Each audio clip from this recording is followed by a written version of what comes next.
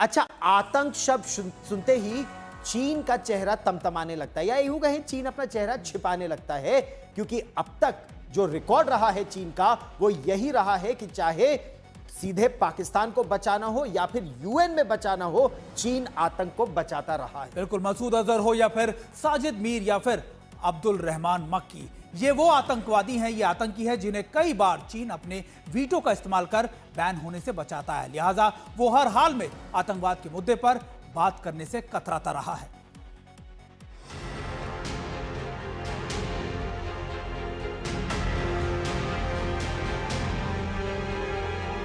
India's zero tolerance for terrorism is manifest today through its actions. Epicenters of terrorism are no longer safe, and we will not hesitate to target them. रक्षा मंत्री राजनाथ सिंह ने Shanghai सहयोग संगठन में अगर आतंक पर पाकिस्तान को तमाचा जड़ा तो चीन की भूमिका पर भी सवाल उठा दिए। चाहे पहलगाम हमला हो, ऑपरेशन सिंदूर या उससे पहले के आतंकी हमले, चीन हमेशा पाकिस्तान के साथ खड़ा रहा है। यूएन का स्थायी सदस्य होने के नाते उसने पहले भी कई बार पाकिस्तान के कुख्यात आतंकियों पर बैन के लिए लाए गए प्रस्तावों पर वीटो का इस्तेमाल किया है। चीन ने विशेष रूप से जैश ए मोहम्मद के सरगना मसूद अजहर को यूएन की वैश्विक आतंकी सूची में शामिल करने के भारत के प्रयासों को कई बार रोका। उदाहरण के लिए 2009, 2016 और 2017 में चीन ने तकनीकी आधार पर वीटो लगाकर मसूद अजहर को प्रतिबंधित होने से बचाया। ये तब तक जारी रहा जब तक कि 2019 में अंतर्राष्ट्रीय दबाव के कारण चीन को आखिरकार अपना वीटो हटाना पड़ा और मसूद अजहर को वैश्विक आतंकी घोषित किया गया।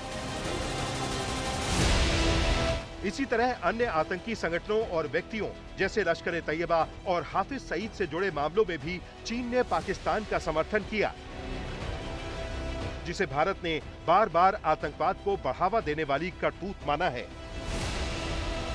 राजनाथ सिंह ने ये कहकर कि एससीओ को ऐसे देशों की आलोचना करने में हिचकना नहीं चाहिए, साफ कर दिया कि उनका इशारा चीन की ओर है।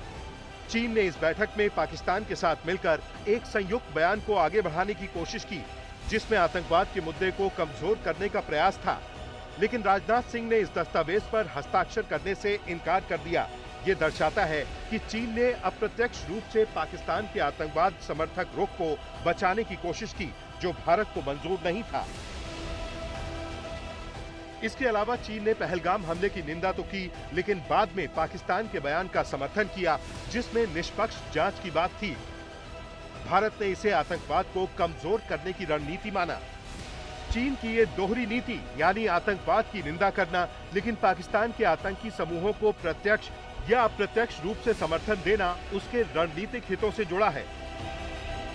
चीन पाकिस्तान को अपने आर्थिक और सैन्य हितों, विशेषकर चीन पाकिस्तान आर्थिक गलियारा, सीपैक और क्षेत्रीय भू राजनीतिक संतुलन के लिए महत्वपूर्ण मानता है। लेकिन राजनाथ सिंह ने एक ही बयान में पीओके से लेकर गलवान हमले पर चीन को दो टूक सब कुछ सुना दिया।